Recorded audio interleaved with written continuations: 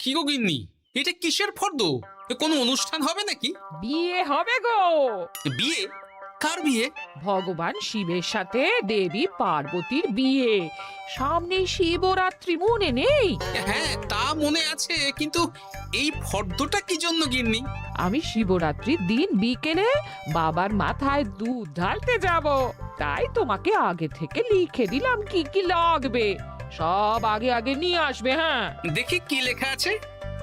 দুধ 1 সের, গঙ্গা জল, নারকেল, ঘি, মধু, দই, সন্দেশ, রসগোল্লা, আকন্দ ফুলের মালা, ধূপ, মোমবাতি, 108টা বেলপাতা, ধূত্র ফুল, নীলকণ্ঠ ফুল, লাল পাড় সাদা পাটের শাড়ি। ওরে বাবা, এত কিছু! হুম, এখন ওরে বাবারে মারে কিছু চলবে না, চলবে না। আর আগে থেকে লিখে দিয়েছি, আমি কোনো বায়না শুনবো না। হ্যাঁ, যদি না নিয়ে আসো তাহলে কিন্তু চলে যাব। হ্যাঁ, বলি, শিবরাত্রির দিন তো মেয়েরা বাবার মাথায় দুধ জল ঢালে বাবার মতন স্বামীর কামনায়। তা আমি তোমার স্বামী তো উপস্থিত, তাই এত কিছু। তোমার মঙ্গল কামনায় গো। তুমি আর বাড়তি কথা বলবে না, যা বলেছি সেদিন নিয়ে আসবে। হ্যাঁ, বেশ বেশ, ঠিক আছে বাবা, ঠিক আছে। তাহলে আমি এখনই যাই, সব দোকানে দোকানে বায়না করে আসি। সেদিন তো এইসব জিনিসের চাহিদা তুঙ্গে থাকে। হ্যাঁ, তা যাও, সেটাই বুদ্ধিমানের কাজ হবে। হ্যাঁ,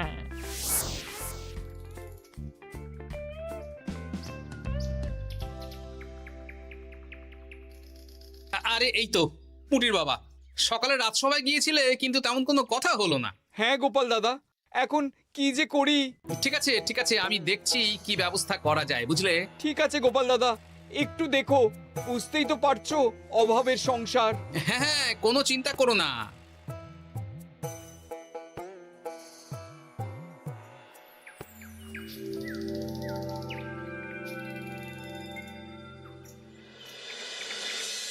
আচ্ছা, আজ তাহলে শিবরাত্রির আয়োজন নিয়ে আলোচনা হোক। মহারাজ, এসব নিয়ে আপনি চিন্তা করবেন কেন? আরে আমার মতন একজন মন্ত্রী থাকতে আপনার মাথা ঘামানোর কোনো দরকারই নেই। না না মহারাজ, একদম মন্ত্রী মশাইকে দায়িত্ব দেবেন না। উনি প্রত্যেকবার দায়িত্ব নিয়ে সব তালগোল করে দেন, আর সব শেষে বলেন আমার ভুল হয়ে গেছে, আমাকে ছেড়ে দিন। এই গোপাল গোপাল, একদম বাজে কথা বলবে না। আমি এখন ভালো হয়ে গেছি। ভালো না কালো? মহারাজ মহারাজ, আপনি আমাকে দায়িত্ব দিন, আমি সব সামলে দেব। সব কাজ সবাই মিলে করলেই তো ভালো। পুজো পাঠের দায়িত্ব আমার, বাকি আমি জানি না।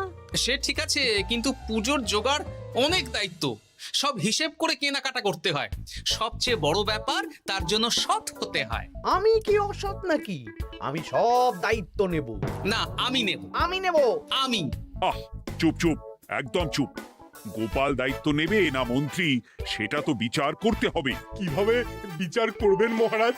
হ্যাঁ, একটা বুদ্ধির পরীক্ষা নেওয়া হবে। আমি এখন গোপালের চেয়ে অনেক বুদ্ধিমান হয়ে গেছি। তাহলে তো ভালো, তুমি গোপালের বুদ্ধির পরীক্ষা নাও। যদি গোপাল জিতে যায় তাহলে গোপালই দায়িত্ব পাবে, নইলে তুমি। ঠিক আছে, আমি এক্ষুনি প্রশ্ন করছি। হ্যাঁ হ্যাঁ, করুন করুন। হ্যাঁ, এমন কি জিনিস যা তুমি যতই খাও পেট ভরবে না? বাবা, মন্ত্রী কি প্রশ্ন করলে! গোপাল, বলো বলো বলো। এবার জমবে মজা। বেশ, তাহলে বলি। হ্যাঁ, বলো বলো। উত্তর হলো বাতাস। যতই খাও পেট ভরে না। গোপালের কি বুদ্ধি! ও মন্ত্রী মশাই, এই গোপাল তো প্রথম দানেই বাজিমাত করে দিল। হ্যাঁ, প্রথমটা তো সহজ ছিল। ঠিক আছে, এতই যদি বুদ্ধিমান হও তাহলে আরেকটা পরীক্ষা দাও। হ্যাঁ মন্ত্রী, বলো। এবার আপনারা একটু অপেক্ষা করুন, আমি আসছি।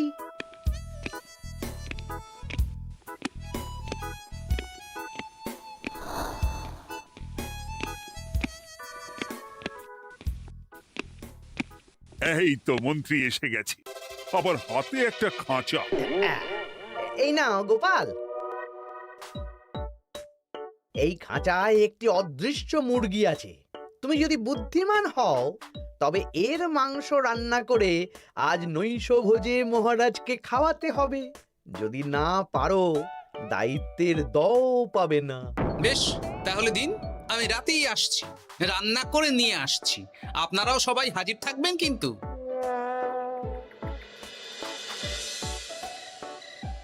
এই সেরেছে, গোপাল যে এখনো এলো না। গোপাল নির্ঘাত ফেসেছে। এই তো চলে এসেছি, এ কি গোপাল, তুমি তো খালি হাতে। মাংসের ঝোল রেঁধেও এনেছি। কই গোপাল, অদৃশ্য মুরগির ঝোল কোথায়? হ্যাঁ, কোথায় গোপাল?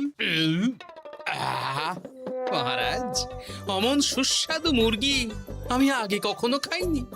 আমি সেটা রান্না করে রাজপ্রাসাদের প্রধান ফটকের বাইরে রেখে এসেছি। মস্করা হচ্ছে? চলুন তো গিয়ে দেখি। হ্যাঁ, চলো তো।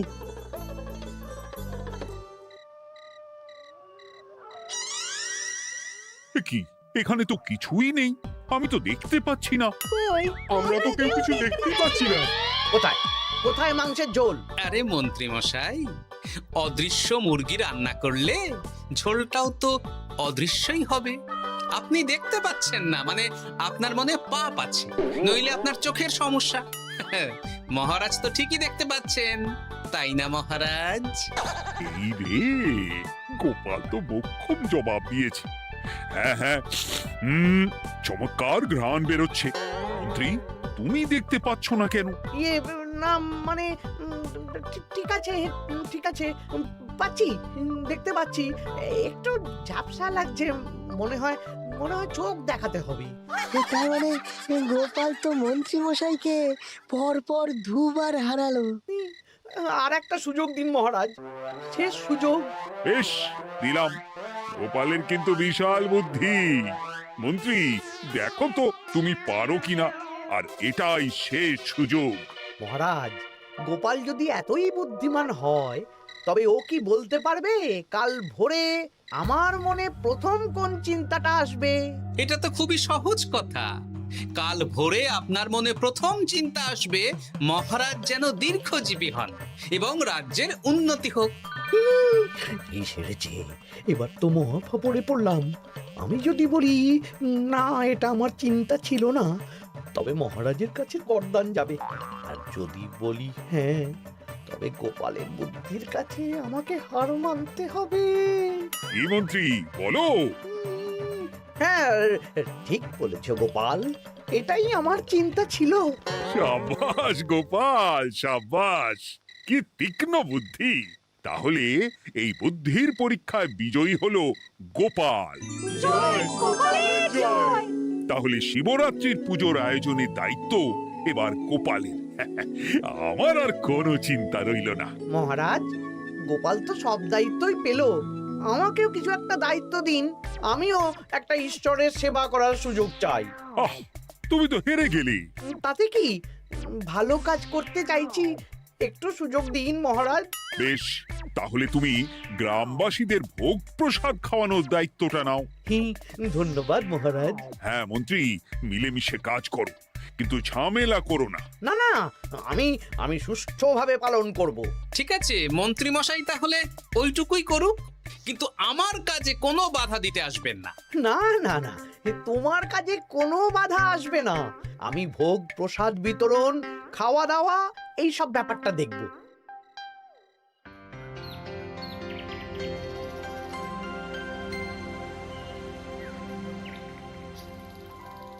বলুন মন্ত্রীমশাই, সকাল সকাল ডেকে পাঠালেন।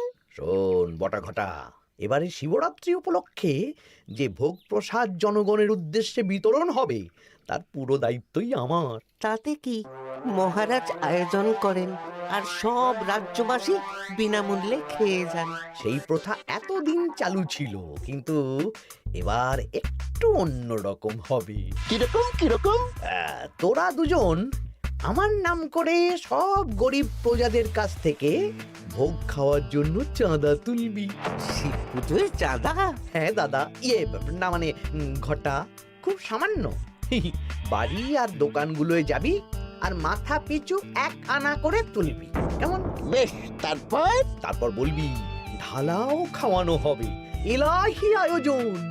আচ্ছা ঠিক আছে। তবে ভুল করেও কোনো রাজসভাসদদের বাড়ি থেকে বা মান্যিগণ্যি লোকের বাড়ি থেকে এই চাঁদা তুলিস না যেন।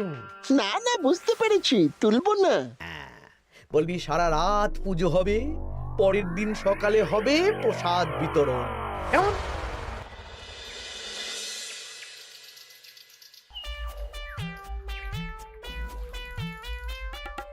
বলা, এবারে শিবরাত্রি উপলক্ষে যে পূজা হবে তার ভোগ প্রসাদ খাবে তো? নিশ্চয়ই নিশ্চয়ই। এবারে সব দায়িত্ব মন্ত্রী মশাইয়ের, এলাহি আয়োজন। তা তোমাদের বাড়িতে কতজন সদস্য? আমি আর আমার গিন্নি দুজন। তাহলে দুয়ানা দাও, এক আনা করে দুজন। আবার অর্থ দিতে হচ্ছে? হ্যাঁ, এলাহি আয়োজন, তাই এই সামান্য অনুদান। আচ্ছা বেশ, এই নাও দুয়ানা। চিন্তা করো না ভোলা, এমন খাওয়ানো হবে না। রাতের বেলা শিব পুজো আর পরের দিন সকালে জীব পুজো। বাবা বাবা বাবা, সব দোকানে দোকানে আমি যাচ্ছি, আর তুই লোকজনের বাড়ি বাড়ি যা। বেশ। রে, কত হলো? অনেক হয়েছে মন্ত্রী মশাই, এই দেখুন। বাবা বাবা বাবা, এক আনা করে নিয়েই তো থলে ভরে গেছে। হ্যাঁ, এবার হবে মাছের তেলে মাছ ভাজা। মহারাজও ভোগের আয়োজনের জন্য আজকে মোহর দিয়ে দিয়েছেন। তার মানে তো আপনার মুনাফাই মুনাফা, লাভই লাভ। আমাদেরকেও কিছু দিন। দেব দেব, এখনো কাজ বাকি আছে।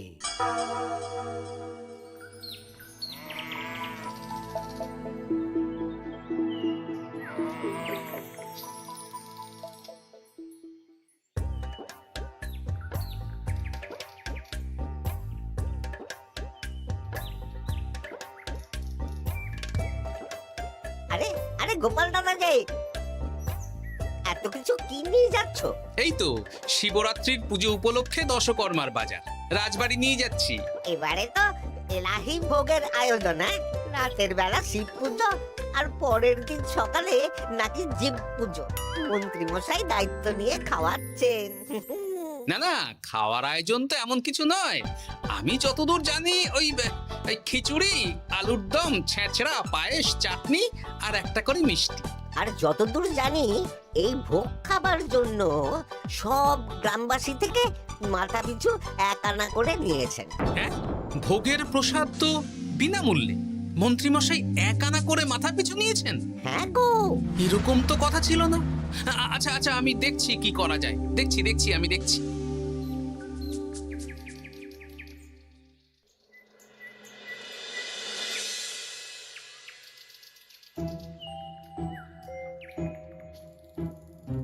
ভায়া, বলছি তোমার কাছে মন্ত্রীমশাই এসেছিলেন?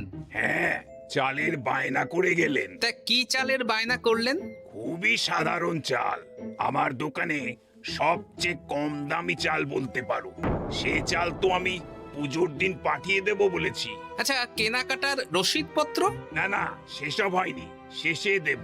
শোনো, মহারাজের আদেশ, মন্ত্রীমশাই যে চাল বলেছেন তার থেকে 5 গুণ উৎকৃষ্ট মানের চাল দেওয়া চাই। যে চাল রাজা বাদশারাও খুব কম খান, সবচেয়ে দামি চাল। আচ্ছা, আর ডাল? ওটাও 1 নম্বর মানের সোনামুখ দেবে। বেশ। মন্ত্রীমশাই যা যা বায়না দিয়েছেন পরিমাণ এক থাকবে, শুধু জিনিসপত্রের মান বাড়বে। ঠিক আছে? আচ্ছা ঠিক আছে। আর একথা মন্ত্রীমশাইকে জানানোর দরকার নেই, শুধু মোহরটা ওনার কাছ থেকে আদায় করে নিন। যেদিন খাওয়ানো হবে সেদিন বিকেলে যাবে, মানে শিবরাত্রির পরের দিন বিকেল। বেশ।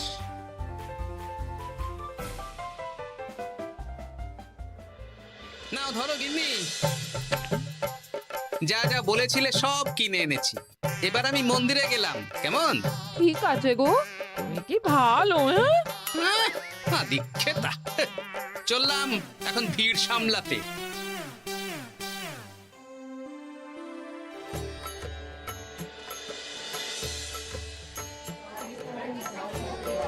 একটু সারিবদ্ধভাবে দাঁড়ান, আপনারও সুযোগ আসবে। বাবা কাউকে ফিরিয়ে দেবে না। দেখো মন্ত্রী, দেখো গোপাল কি সুন্দর ভিড় সামলাচ্ছে। ওকে তো এই জন্যই দায়িত্ব দেওয়া। হ্যাঁ, তাই তো দেখছি। ওম নমঃ শিবায়। হে ভোলানাথ, দেবাদিদেব মহাদেব সকলের কল্যাণ করুন। জয় দেবাদিদেব মহাদেবের জয়। হে ভোলেনাথ মহেশ্বর, মঙ্গল করো বাবা। জয় বাবা ভোলাদেব মহেশ্বরের জয়। তা তোমার শরীর এখন কেমন? এই তো বেশ ভালো আছি। সবই তোমার জন্য। তুমি না সাহায্য করলে ওই ওষুধ আমার পেটেই পড়তো না। না না, আমি তো নিমিত্ত মাত্র, সবই মহাদেবের ইচ্ছে। জয় বাবা মহাদেবের জয়। চলি গো। কাল ভোগ খেতে তাড়াতাড়ি চলে এসো।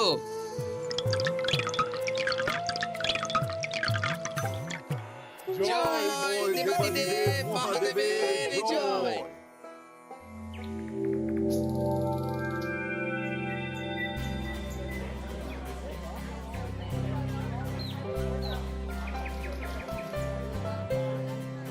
সত্যি মন্ত্রী মশাইয়ের ভোগের প্রসাদ পেয়ে মনটা ভরে গেল। কি সুন্দর রান্না, আর খাবারের গুণমান কি ভালো। তার ওপর রসগোল্লা কত বড় বড়। এত বড় রসগোল্লা খাওয়া তো দূর, বাবার জন্মে চোখেও দেখিনি।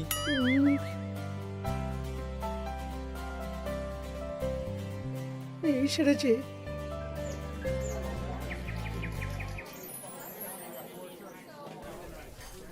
এই যে পাচক ঠাকুর, শোনো।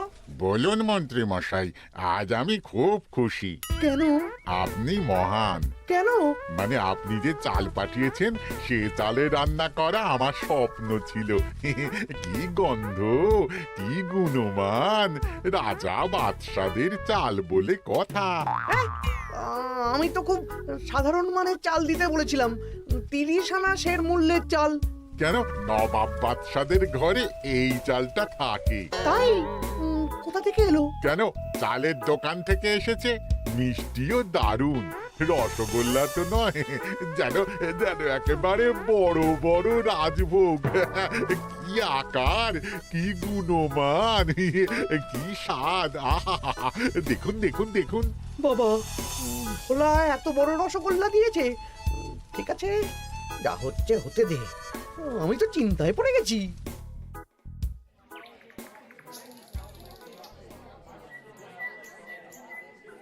মন্ত্রী, তুমি কি করেছো? তোমার নামে তো সবাই সুখ্যাতি করছে। না না, এই আর কি।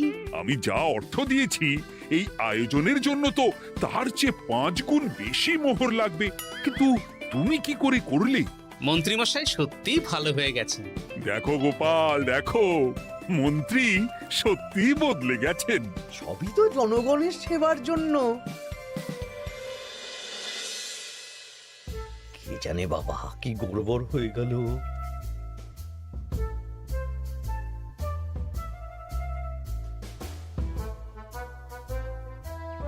মন্ত্রী মশাই, বকেয়া পাওনা নিতে এলাম। আপনার মোট হয়েছে চালের 350 মোহর, মুগ ডালের 250 মোহর, আর মশলাপাতি 100 মোহর। হ্যাঁ, বলো কি? মন্ত্রী মশাই, ওই আপনার মোট বকেয়া 300 মোহর। আর আমার এই 150 মোহর। হ্যাঁ, চলুন মহারাজ, একটু মন্ত্রীমশাইয়ের বাড়ির দিকে ঢু মেরে আসি। চল। চলুন, ওনাকে গিয়ে ধন্যবাদ জানিয়ে আসি। এই না না না, আরে আরে আমি কি করে দেব? আমি কি চন্দ্রমুখী আলু দিতে বলেছিলাম? আমি কি করে দেব? না না, ও আপনাকে দিতেই হবে। হ্যাঁ, কি বলছো মন্ত্রী? তুমি এত ভালো কাজ করেছো, এত বড় মুখ করে সকালে বললে যে সবই জনগণের সেবার জন্য। আরে আমি কিভাবে জানবো যে এত খরচ হয়ে যাবে? কেন মন্ত্রীমশাই, আপনি তো গ্রামবাসীদের থেকে অর্থ নিয়েছেন, মাথা পিছু 1 আনা করে। মানে এই সব তো কথা ছিল না। এই সেরেছে, গোপাল কি করে জেনে গেল? এসব কথা কি আর চাপা থাকে? আর সেই জন্যই তো আপনি ভালো মানের খাবার খাইয়েছেন। সত্যি তো, যে মানের খাবার খাওয়ানো হয়েছে তা কৃষ্ণনগর কেন, আশেপাশের কয়েকটা নগরের লোকও এই জিনিস চোখে দেখেনি, আর তাই তুমি অর্থ আদায় করেছো। না মানে, আমি বুঝতে পারছি না, আমার অনুমতি ছাড়া এগুলো হলো কি করে? মন্ত্রী মশাই, বকেয়া পাওনা দিন, নইলে খারাপ হয়ে যাবে বলে দিচ্ছি। হয়ে গেল, আমি ভিখারি হয়ে গেলাম। অগিন্নি, মোহরের থলেগুলো নিয়ে এসো, গয়নাগাটি নিয়ে এসো। আমাকে পথে বসিয়ে দিল। কে কে আমার এত বড় সর্বনাশ করলো? আমি মন্ত্রী মশাই, আমি। আপনি যখন চাঁদা তুলে ভালো খাওয়াতে চাইছেন, তাই সবচেয়ে ভালো খাওয়ানোর ব্যবস্থা করে দিলাম, তাও আবার আপনার ঘাড় ভেঙে। আমার সর্বনাশ হয়ে গেল।